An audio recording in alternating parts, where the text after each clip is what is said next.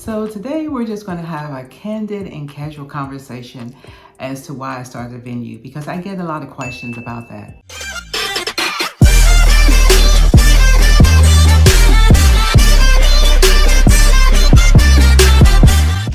So I'm Bonnie Hawthorne at BR Hawthorne Teaches. I am a venue coach and consultant who helps new and would-be venue owners create sustainable and profitable venues. So the reason I started, I just felt like there was a void in the market where I was living at the time. I started in the events industry as a rental company. And we rented tables, chairs, any kind of event equipment. And we were in a beach area, and so we would deliver to a lot of hotels, restaurants, and condos, just a lot of properties on the beach. And so one of the things I would notice, and my team would notice, is that when we would go to deliver, first of all, we always delivered, the entrance would be through a trash dumpster, which was really disgusting, made us sick, and it was just really gross. And then the second thing was, we noticed customer service was very poor. Client experience was not there. We actually had like a running joke when we would visit some of the properties about how many dinner rolls were we going to see on the tables, or silverware, or go in the bathroom, there was no tissue paper and things of that nature, right? And I was just like, the people are paying these people thousands of dollars to host their events here, and they're not paying attention to the smallest of details. Details matter, people. I don't care how small or how large they are, they matter, And like I said, we were behind the scenes, so we was just coming in seeing all these things. And truly, I'll be honest, I was so dismayed that thinking that, people were spending, like I said, that much money, and just this little simple things wasn't being attended to. There were times that we would go and we would had to place the chargers on the table, or, and the tablecloths would be dirty, and we would bring it to the staff's attention, and all they would do was come flip the tablecloth and just smooth it out and say, okay, there you go, just put, and we're like, we can still see the stain. Oh, by the time you put the chargers on the table, they won't see it. And I thought to myself, how disgusting. It would just take you a few seconds to go to the laundry or call laundry up to bring another tablecloth, and so they just wasn't doing that. And then I started thinking, okay, these are all big properties, and I just figured, so there's a void somewhere, and I want to do something. I want to have my clients to have a better experience than what they're getting here. So I found a property and I found my niche. There was a void in my market, pretty much, let me say that. There was a void. Everything was on the beach. And so we had something inland, and we did an outside garden. And it was just beautiful. It was just beautiful. It was nothing like that in the area. So that's how I started. I found my niche. I found my market. I found where there was a void in that market. And so I just started from there. And it was successful. It grew. So everything that I learned from being in the military for 23 years, traveling with general officers, being in the PR, I applied that to my venue.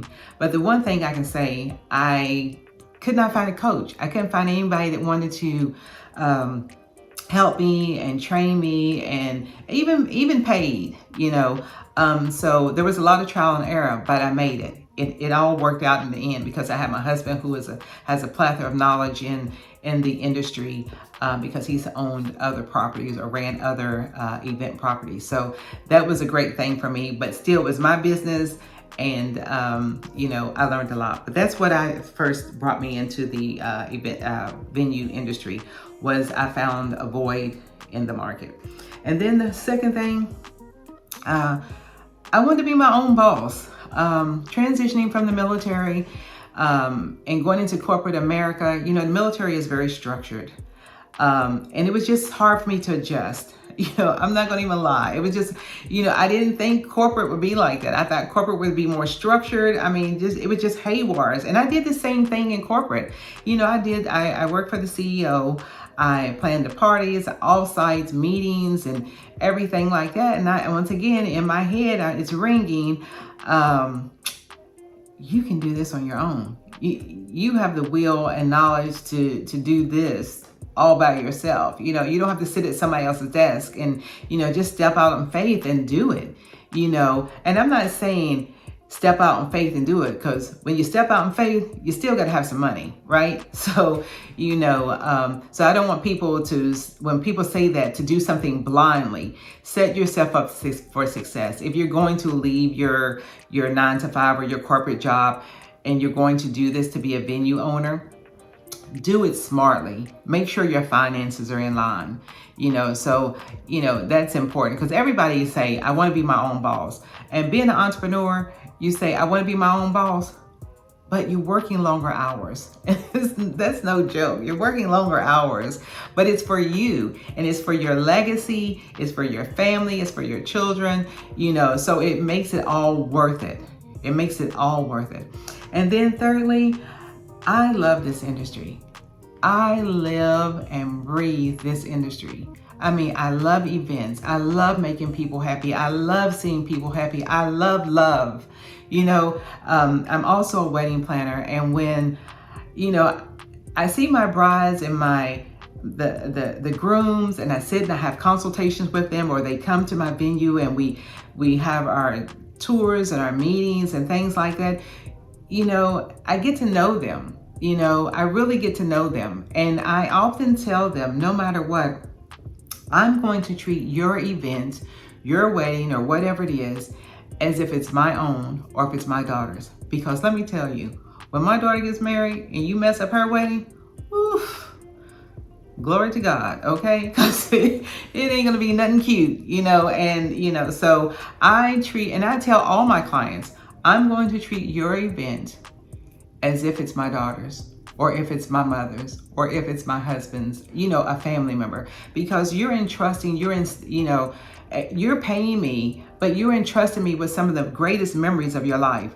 And I really think that's important. I'm just very passionate about it. And so that's why I became a venue coach. I had my own coach for my wedding planning company. And she taught me a plethora of information. She gave me knowledge about the wedding industry. And I'm going to say not the wedding industry. I'm going to say about how to formulate my business, how to put all my ducks in a row, because I'm telling you, I was doing everything a little haphazard. I'm smart as to business, but my processes wasn't in place. And so she helped me to get that. And that just helped me across the board with all my companies. And so my passion for the industry and her prodding and pushing me is what made me become a venue coach, because I'm so passionate about it. Because, I really want people to be successful. It's a lot of time, it's a lot of money, it's a great investment when you become a venue owner. So as a coach, I wanted to share my information with people. I wanted to make sure that they had their processes and procedures in place, be on the onset, and not like I did, learning them, like I didn't have a CRM, and I preach that to people all the time about CRMs.